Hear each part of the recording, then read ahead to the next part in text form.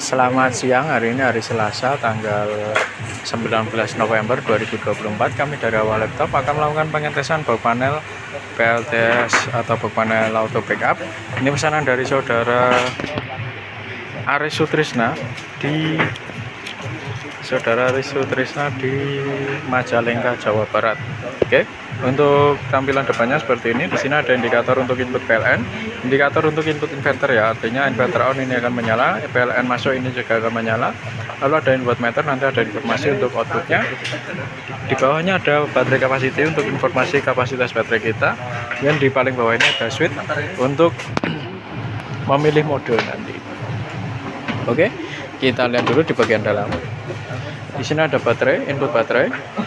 Lalu di sini ada input 220 volt, ini nanti hubungan ke input PLN atau sumber utamanya.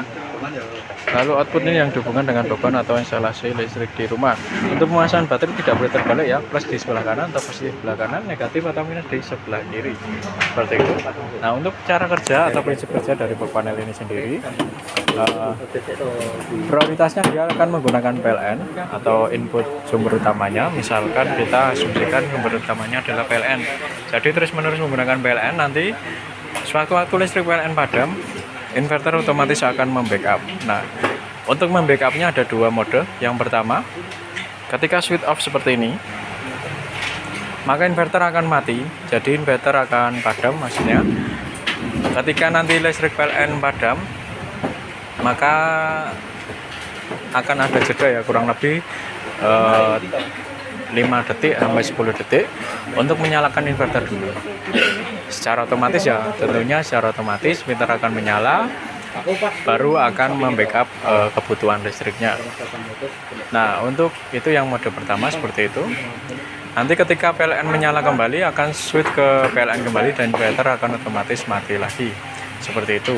Nah, untuk yang kedua, kita nyalakan switch di sini, kita nyalakan switch on seperti ini, maka inverter akan menyala terus sepanjang hari ya, artinya inverter terus menyala, standby on, standby menyala. Jadi sewaktu-waktu listrik PLN padam akan switch otomatis ke inverter tanpa ada jeda, jadi tidak ada gelap sebentar, itu tidak ada.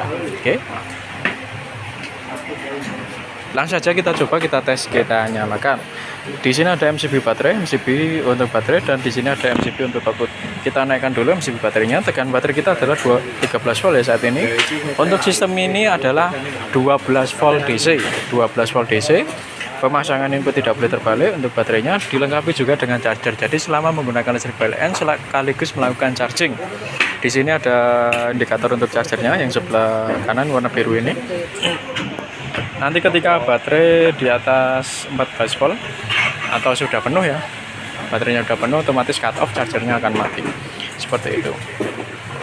Sekarang baterainya 13 volt, kita coba kita naikkan MCB baterai on.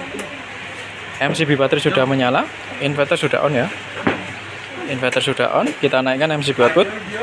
Nah, beban juga sudah menyala. Kami menggunakan kipas sebagai bebannya ya. Nah, kita lihat di sini outputnya, tegangan output sebelah kiri paling atas warna biru ada tegangan output 230 volt. Di bawahnya yang warna kuning adalah bebannya 52 watt. Di bawahnya lagi ini nanti suhu ya, ini belum dipasang sensornya. Di sebelah kanan warna merah paling atas adalah arus, di bawahnya ada timer, paling bawah ini adalah total konsumsi daya atau power factor. Oke, inverter sudah menyala ya, ini PLN. Kita masukkan input PLN.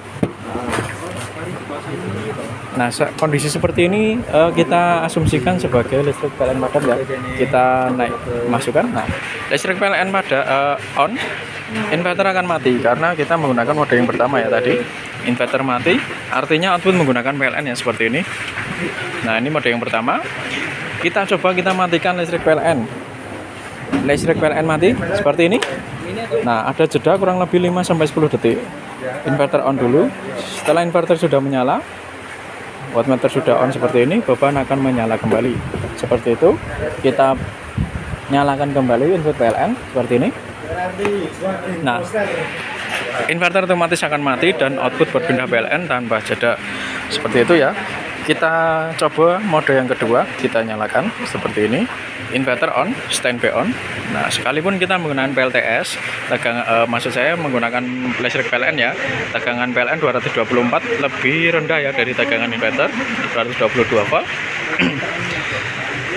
Akan tetapi inverter tetap menyala seperti ini.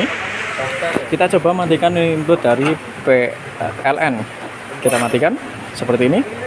Nah, input PLN mati, otomatis berpindah. Nah, kita lihat tegangannya berpindah ke PLTS atau ke inverter tanpa jeda. Ini adalah mode yang kedua. Kita nyalakan kembali input PLN, otomatis berpindah ke PLN lagi tanpa jeda seperti itu.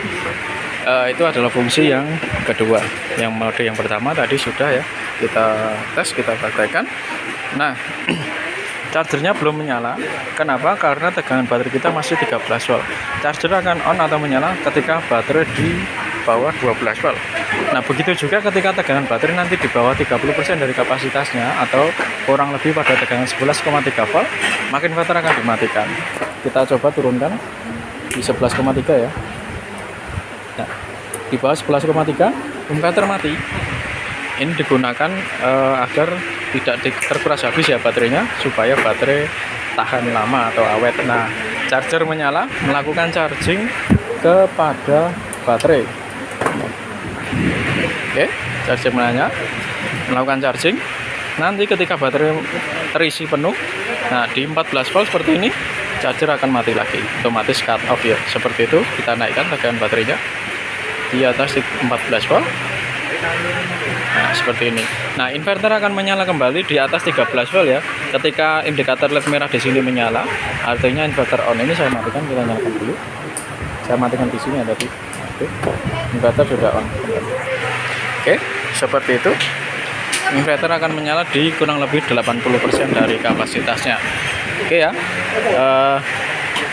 Jadi kami pastikan semuanya dalam keadaan baik, normal, secara fungsi dan kondisinya juga dalam keadaan baik ya. Kami kirim semua dalam keadaan siap untuk digunakan.